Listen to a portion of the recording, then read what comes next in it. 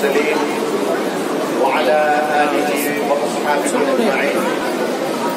أما بعد فأعوذ بالله من الشيطان الرجيم. بسم الله الرحمن الرحيم. يا أيها الذين آمنوا كونوا مع الصادقين. وقال تعالى وما أرسلنا من رسول إلا بلسان قومه ليبين لهم فيضل الله من يشاء ويهدي من يشاء وهو العزيز الحكيم. আজকে জামিয়া ইসলামিয়া দারুল ফালাহ মাদ্রাসা পুরস্কার বিতরণী বার্ষিক এই অনুষ্ঠানের সম্মানিত সভাপতি সাহেব, উপস্থিত মেহমানান এবং আমার সামনে উপস্থিত বসে থাকা ছাত্র বন্ধু, আল্লাহ তাআলার কাছে লাখ কোটি শুকর আদায় করি যে ঢাকার এক প্রান্তে উলুমে নবুওয়াতের একটি বাগানে যারা মধু আহরণে ব্যস্ত এমন কিছু ছাত্র বন্ধু তালাবাদের সঙ্গে আমরা দেখা করার সুযোগ দান করেছি। তাদের সঙ্গে মত বিনিময়ের তৌফিক দিয়েছেন, আমি শুকরিয়া আদায় করি আলহামদুলিল্লাহ। এই মাদ্রাসার সম্মানিত মুদির আসাতিজায়ে কেরাম যারা মহব্বত করে আমাকে ডেকে এনেছেন, তাদের প্রতি আমার কৃতজ্ঞতা প্রকাশ করি। আল্লাহ তাআলা তাদেরকে জাযায়ে খায়র দান করুন। আমরা অনুষ্ঠানের একদম শেষ পর্যায়ে, সাধারণত এরকম একটা অনুষ্ঠানে শেষ সময়টা থাকে একটু ক্লান্তি, অনেক কথাবার্তা হয়ে যায়, দরকারি কথা যা আমাদের সব শোনার পরে কিছু সময় থাকে, তখন ক্লান্ত লাগতে থাকে। আমি এই সময়টার ক্লান্তি আর বাড়ানোর চেষ্টা করব না। আমি অল্প কয়েকটা কথা কিছু সময়ের মধ্যে আমার ছাত্র বন্ধুদের সঙ্গে আমি বিনিময়ের চেষ্টা করব, আল্লাহ আমাদেরকে তৌফিক দান করলে ইনশাআল্লাহ। আমরা দ্বীনি ইলমের শিক্ষা ক্ষেত্রে শিক্ষাঙ্গনে এখন আছি। শুধু বাংলাদেশ নয়, পৃথিবীর সব দেশ মিলিয়ে বিবেচনা করলে মানুষ শিখে কি, মানুষ শিক্ষা গ্রহণ করে কয়টা জিনিস? একটা জিনিস হচ্ছে যেটার সাথে জাগতিকতার প্রয়োজন, জগতের প্রয়োজন।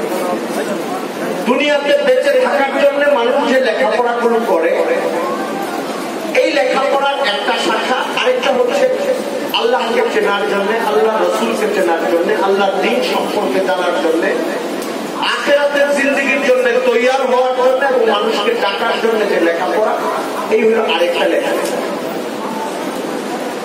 জাগতিক প্রয়োজনের জন্য যারা লেখাপড়া করে তারা কোনো অপরাধ করে না, তারা একটা দরকারি পূরণ করে। তাদের কারণে জগতের প্রয়োজনগুলি পূরণ হয়। একজন মানুষ ডাক্তার হয়, ইঞ্জিনিয়ার হয়, বড় আমলা হয়, ব্যবসায়ী হয়, বড় ম্যানেজার হয়, MBA করে, মাস্টার্স করে।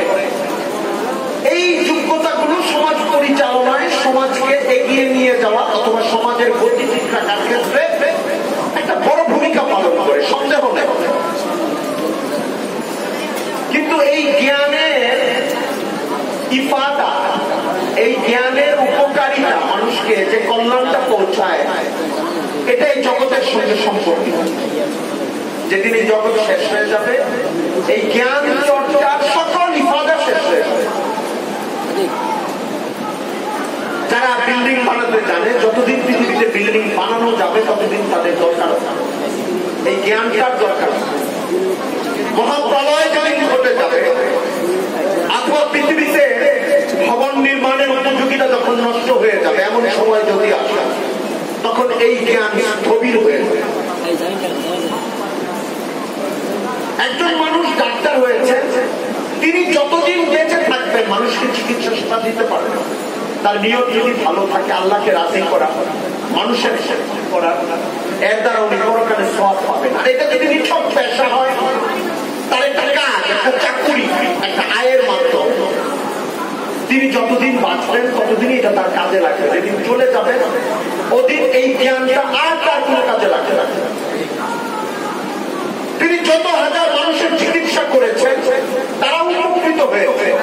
যদি ওই মানুষগুলোর ঈমান না থাকে, ইলম না থাকে, আমল না থাকে, চিকিৎসা পেয়ে স্বাস্থ্য ভালো হওয়ার পরে যতদিন বেঁচে ছিল ততদিনই উপকৃত হয়েছে। 60 বছরের একজন মানুষের হার্টের অপারেশন হয়েছে, ওপেন হার্ট সার্জারি হয়েছে, যিনি চিকিৎসা করেছেন উনি তার উপকার করেছেন, যিনি চিকিৎসা নিয়েছেন উনি উপকৃত হয়েছেন। কিন্তু উনি যদি 70 বছর পর্যন্ত বয়স পেয়ে থাকেন তাহলে উনি উপকারটা উপভোগ করলেন মাত্র 10 বছর। 10 বছর পরে এটা তার কোনো কাজে লাগবে যদি তার ঈমান, আমল, আখলাক, ইলমে দ্বীনের সঙ্গে সম্পর্ক এবং পরকালীন জীবনের প্রস্তুতিটা তার না থাকে। যিনি তার উপকার করলেন অপারেশন করে, চিকিৎসা করে, উনার যদি নিয়ত ভালো না থাকে, তার ঈমানের হাল যদি ভালো না থাকে, উনি যদি এটা কমার্শিয়াল কারণে করেন বা নিছক পেশাগত কারণে করেন তাহলে উনিও উপকৃত হবেন। যতটুকু টাকা তার পকেটে ঢুকবে ততটুকু টাকা খরচ হওয়া পর্যন্ত, এরপরে এটা উপকার করবে।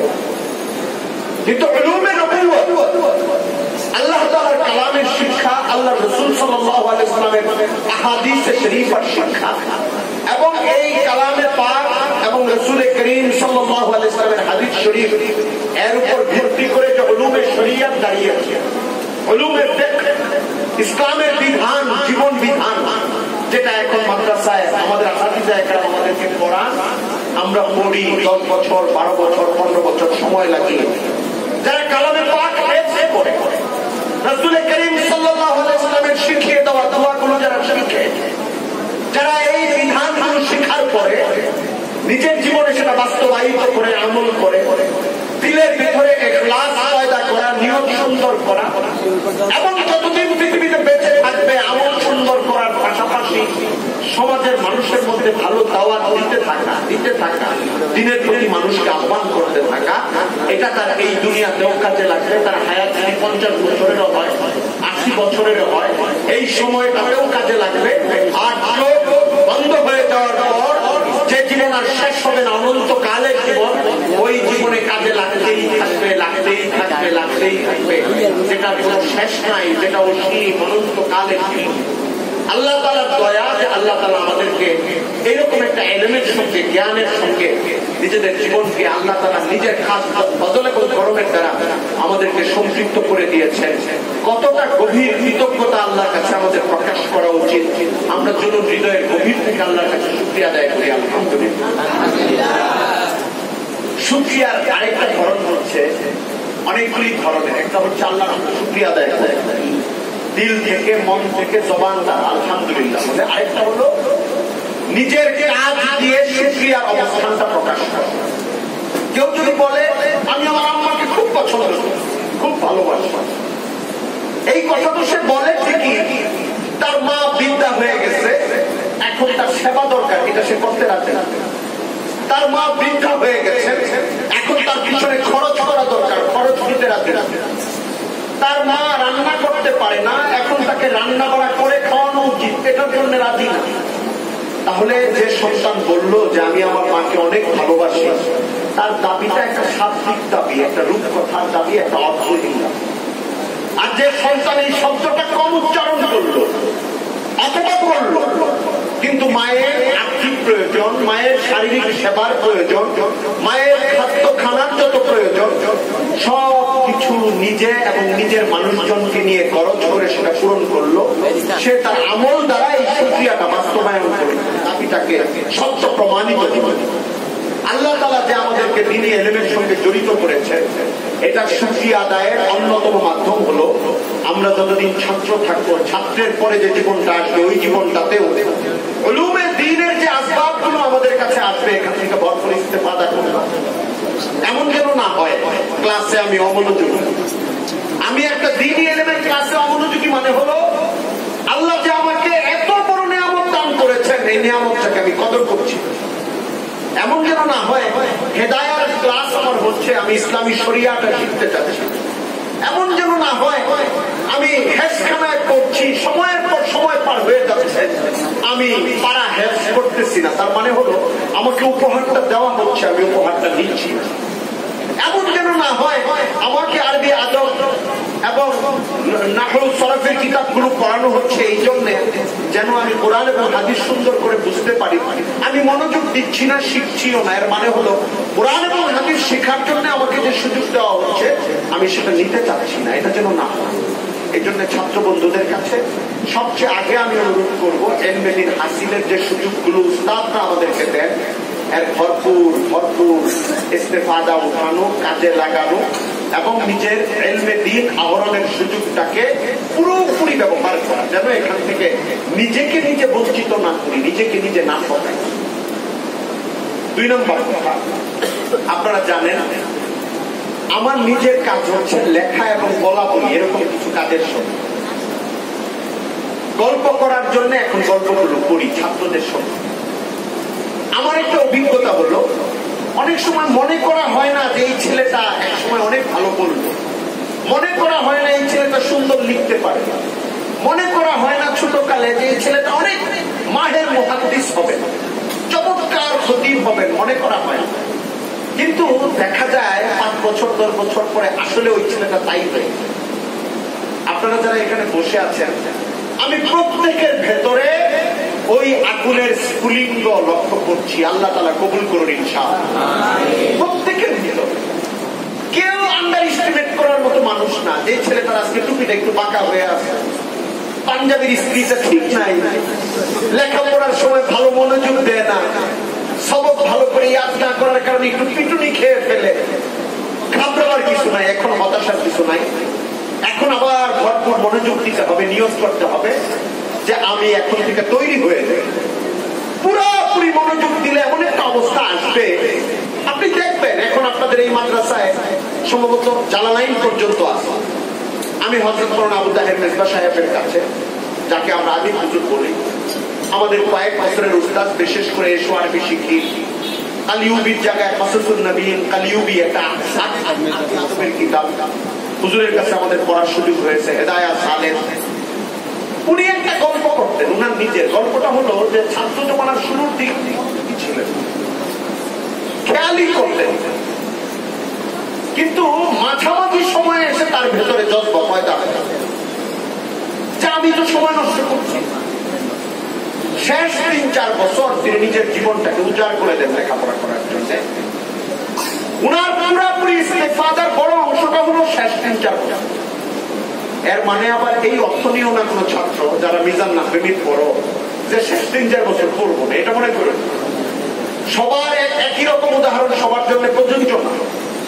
আমার এই কথাটা বলার উদ্দেশ্য হলো যারা সময় পার করে চলে এসে এখন হতাশায় আক্রান্ত যে আমি নাহু সরফ তো ভালো করে পড়ি নাই, হেদায়া পড়ি, এখন জালালাইন পড়ি, এতদিন তো মনোযোগ দেই নাই, এখন কিভাবে মনোযোগ দেব? কোন ছেলে যদি জালালাইনের জামাতে এসে মনে করে এবারও ভালো করে পড়বো, নাহু সরফের খামিটা উঠানোর চেষ্টা করব, এখন থেকে কিতাব বুঝে পড়ার চেষ্টা করব, এবং পিছনে যে মূল সমস্যা তো মানুষের এবারতের সমস্যা, নাহু সরফ বুঝার সমস্যা। জালালাইন থেকে যদি একজন ছেলে মনোযোগী হয়ে যায়, ফিকহের কিতাব মনোযোগ দিয়ে পড়বো, তাফসীরের কিতাব মনোযোগ দিয়ে পড়বো, সামনে হাদিসের কিতাব মনোযোগ দিয়ে পড়বো, তার ছাত্র জমানার 100 ভাগের 90 ভাগ খামি বা শূন্যতা সে আবার উঠিয়ে নিতে পারবে। আমি এই জন্য আপনাদেরকে আহ্বান করছি যে সবাই আমরা মনোযোগী হই। আমাদেরকে আমাদের আল্লাহ তাআলার পক্ষ থেকে যে সুযোগ দেওয়া হয়েছে, আমাদের আসাতিজা একরাম আমাদের পিছনে যে মেহনত গুলো করছেন, এর ভরপুর শুকরিয়া আমরা আমাদের আমলের মাধ্যমে করি। আমি লেখা এবং বলা সম্পর্কে কয়েকটা কথা বলতে চাই। সাহিত্য, সাংবাদিকতা, লেখালেখি এখন খুব আলোচনার একটা বিষয় মাদ্রাসার ছাত্রদের। যারা একটু ভালো লিখতে চায় আমরা সবাইকে স্বাগত জানাই। লেখালেখি এবং ভালো বলতে পারাটা সামনের জগতের জন্য, বাংলাদেশ এবং বাংলাদেশের বাইরের গোটা পৃথিবীর জন্য দাওয়াতের ক্ষেত্রে একটা বড় মাধ্যম, বড় মাধ্যম। ভালো লিখতে পারা, ভালো বলতে পারা। কিন্তু এই ক্ষেত্রে কয়েকটা জিনিস আমি বলে দিই। কয়েকটা জিনিস, কোন ভালো আলেম ছাড়া ইলমে দ্বীনের জায়গায় যদি আমি কাঁচা থাকি, লেখার জায়গাটা যদি আমার ভালো হয়, আমি তাহলে লিখব। লেখাটা একটা কৌশল, লেখাটা একটা অলংকার। একজন মানুষ দেখতে কুফরি, গায়ে অনেক দামি অলংকার পড়লো, এই অলংকার সুন্দর দেখাবে, সুন্দর দেখতেও সে সুন্দর, পোশাকটাও পরেছে সুন্দর, অলঙ্কারটাও তার সুন্দর, তাকে এটা মানাবে এবং তার জন্য এটা সৌন্দর্য প্রকাশন হবে। ইলমে দ্বীন হাসিলের সঙ্গে সঙ্গে লেখা এবং বলার যোগ্যতা যদি কোনো ছাত্র অর্জন করে, তাহলে সে কোরআন এবং হাদিসের কথাগুলো, ফিকহ এবং সিরাতের কথাগুলো, ইসলামী দাওয়াত এবং উলুমের কথাগুলো শিক্ষিত, সাধারণ শিক্ষিত, এলিট শ্রেণী, বাঙালি, উর্দু ভাষী, ইংরেজি ভাষী মানুষের কাছে অনর্গল পেশ করার সুযোগ পাবে। কখনো 10 মিনিটে চমৎকার কথা বলতে পারবে, কখনো 1 ঘন্টায় পুরা জাতির অডিয়েন্সকে সে পরিতীর্থ করে ফেলতে পারবে, কিন্তু তার সঙ্গে তার এলেম লাগছে। এই জন্য আমি আগে বারবার বলে এসেছি, আবারও বলি, আমরা ইলমে দ্বীন হাসিলের জন্য আমাদেরকে যে সুযোগ দেওয়া হয়েছে আল্লাহর পক্ষ থেকে এবং আমাদের আসাতিজা একরাম, আমাদের পিতামাতা আমাদেরকে মাদ্রাসায় পাঠিয়েছেন, আসাতিজা একরাম বারবার আমাদের নিগরানি করছেন, যে সুযোগগুলো দিচ্ছেন এটা কাজে লাগানোর পাশাপাশি আমরা আমাদের লেখা কলমের শক্তি, মুখের ভাষাকে সুন্দর করার চেষ্টা করি, ভালো করে বলা, ভালো করে লেখা। অনেক কথা আল্লাহ তাআলা যদি কোনোদিন তৌফিক দেন যে শুধু লেখার বলার উপরে কথা বলার জন্য, আমি ইনশাআল্লাহ এসে বলার চেষ্টা করব। আমার কাছে কোনো বড় মাদ্রাসা কিংবা আয়তনে ছোট মাদ্রাসা, কোনো বড় মজলিস যেখানে 500 ছেলে আর 50 জন ছেলের মজলিস আমার কাছে আলাদা গুরুত্ব রাখে না। এই জন্য আমার কাছে মনে হয় কখনোই পুরো একটা মজলিস থেকে লেখালেখি এবং বলাবলির কথাগুলো সবাই নেয় না। আবার কখনো 20 জনের একটা মজলিস থেকে এমন 5 জন তৈরি হয়ে যেতে পারে যারা 1000 জনের কাজ করবে। সম্ভাবনার বারুদগুলো ওই 5 জন, 10 জন, 15 জন, 20 জনের বুকের ভেতরে, মাথার ভেতরে ঢুকাই থাকে। আল্লাহ তাআলা তার মধ্য থেকে এই সুপ্ত প্রতিভা জাগ্রত করে তোলে। আমি প্রথম কথা বলেছি ইলমে দ্বীন হাসিলের মেহনত। 2 নম্বর হলো ভালো লেখা এবং বলার মেহনত। আসাতিজা একরামের নিগরানি, এমন কোন বাড়াবাড়ি আমরা করবো না যেটা মাদ্রাসার পরিবেশ এবং মেজাজের নাহজের সমস্যা। আমাদের আগের বুজুর্গরা এই জন্য নিরুৎসাহী করতেন। অনেক সময় দেখা যেত সাহিত্য সাংবাদিকতার সঙ্গে যে জড়িয়ে গেছে, লেখালেখি বলাবলির সঙ্গে যে জড়িয়ে গেছে, তার লেবাসের পরিবর্তন ঘটে গেছে। ফিকির কেমন জানি অন্যরকম হয়ে যাচ্ছে, চাল চলনে ভিন্নতা চলে আসছে। এটা হওয়ার কারণে হয়েছে এই এখনকার প্রজন্মের আসাতিজা একরামরাও তাদের ছাত্রদের প্রতি সতর্কতা গ্রহণ করে। কোন ছেলে যদি একটু লেখার চেষ্টা করে তার ব্যাপারে বারবার খেয়াল করে যে এই ছেলেটা উল্টাপাল্টা হয়ে যাচ্ছে, কারণ অনেক রকমের বইপত্র তাকে পড়তে হয়, অনেক রকম চর্চা তাকে করতে হয়। যেই ছেলেটা একটু লিখতে পারে সে নিজেকে অন্যদের থেকে আলাদা মনে করে, তার ভেতরে নানা রকম রঙিন মানুষ বাস করতে শুরু করে। এজন্য আমি এখানকার ছাত্র, দারুল ফালার ছাত্রদেরকে অনুরোধ করবো, যারা এখন জালালাইন পড়ে, হেদায়া পড়ে, শরহে হেদায়া পড়ে, শরহে জামি পড়ে, কাফিয়া পড়ে, উপরের দিকের ছাত্র লিখতে শিখে গেছে, তাদের কাছে অনুরোধ করব আমরা মাদ্রাসার নিগরানি, আসাতিজা একরামের নিগরানি এবং নির্দেশনা, কানুন এবং আমাদের আকাবির আসলাফের যে ফিকরের কথাগুলো আসাতিজা একরাম বারবার বলেন, এই লাইনটা আমরা মেনটেন করব, এই ধারাটাকে আমরা রক্ষা করব, এই চিন্তার ভঙ্গিটাকে আমরা হৃদয়ের ভেতরে গাঁথব। যদি না গাঁথি তাহলে লেখালেখি এবং বলাবলির দ্বারা সমাজ আমার দ্বারা উপকৃত হবে। আমরা মুখে বলি যে আমরা ইসলামের কলম সৈনিক হব, লেখক হয়ে। আমরা মুখে বলি যে আমরা একজন বড় ইসলামী বাগ্মী হব, হয়ে সমাজের মধ্যে সুন্দর করে কথা করবো।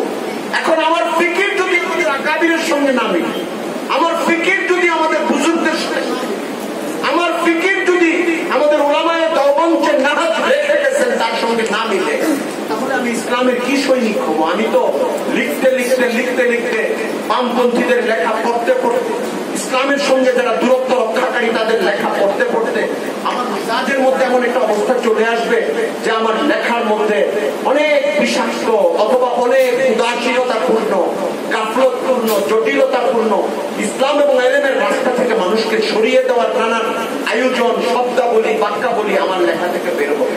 এটা তো কোনো ভালো কাজ হবে না, ভালো কথা হবে। এই জন্য আমরা ইলমে দ্বীনের সঙ্গে থাকবো, আকাবির আসলাফের ফিকিরের সঙ্গে থাকবো, মাদারেসের নিজাম, ধারা, ফিকির, চিন্তা এগুলো আমরা বজায় রাখবো। আল্লাহ তাআলা কালামে পাকে ইরশাদ করেছেন, ইয়া আইয়ুহাল্লাযীনা আমানুত্তাকুল্লাহা ওয়া কুনু মা'আস সাদিকিন। আমাদের বুজুর্গানে দিন উলামায়ে কেরাম এই আয়াতে কারিমা রুহানি মজলিসগুলোতে তেলাওয়াত করে, ইসলাহি মজলিসগুলোতে তেলাওয়াত করে। কেন? এই আয়াতের অর্থ হলো, হে মুসলমানরা, তোমরা তাকওয়া অর্জন করো, আল্লাহকে ভয় করো, আর কি করো? সাদিকিনদের সঙ্গে থাকো, নেককারদের সঙ্গে থাকো। বুজুর্গানে দিন উলামায়ে কেরাম হুজুরদের সুহবতের ফজিলত বয়ান করার জন্য এই আয়াতটা পাঠ করেন। আমি আজকে আপনাদেরকে বলবো, এই আয়াতের মর্মটা, এটাকে যদি আমরা ব্যাপকভাবে গ্রহণ করি, যারা লিখতে চাই, বলতে চাই, সাহিত্য চর্চা করতে চাই, ভালো বাংলা পড়তে চাই এবং নিজের চর্চায় সেটা আনতে চাই, তাদের ফিকিরের মধ্যেও কোন মাসাদিন এই আয়াতের মর্মটা ঢুকাতে হবে। অর্থাৎ আমার লেখা পড়ার ক্ষেত্রে আসলাফ যে ফিকির দিয়ে গেছেন, আমাকে তার সঙ্গে থাকতে হবে। আমি পড়ার ক্ষেত্রে আমি কি বামপন্থী অথবা ইসলামের সঙ্গে বিরোধ লালন করে যে লেখা, ইসলামের সঙ্গে ঝগড়া লালন করে যে লেখা, ইসলামকে বাঁকা চোখে দেখে যে লেখক, তার লেখাটা বেশি পড়বো, না ইসলামকে প্রেম করে, ইসলামকে ভালোবাসে, ইসলামের পড়াই, ইসলামের আউলাবিয়্যাত আলাইয়্যাত যে যার লেখায় তুলে ধরে আমরা তার লেখা বেশি পড়বো? এটা আমাকে বিবেচনা করতে হবে। লেখা পড়ার ক্ষেত্রে এবং লেখার ক্ষেত্রে, বক্তব্য শোনার ক্ষেত্রে, বক্তব্য দেওয়ার ক্ষেত্রেও কোন মাসাদিনের মিজদাক আমাদের হতে হবে। সবসময় নেককার মানুষদেরকে প্রাধান্য দিয়ে চলতে হবে।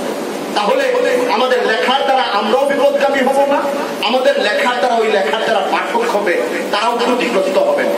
আমাদের বক্তব্যের দ্বারা আমিও ভুল পথে বক্তব্য দেব না, আমার বক্তব্যের যারা অডিয়েন্স থাকবে, যারা শ্রোতা থাকবে, তারাও এমন একটা পরিস্থিতির শিকার হবে না যে তার কাছে ইসলামের কাজ গুরুত্বপূর্ণ মনে হয়, দ্বীনের কাজগুলোকে গুরুত্বহীন মনে হয়, উলুমে নবুওয়াতের কাজগুলোকে অর্থহীন মনে হয়।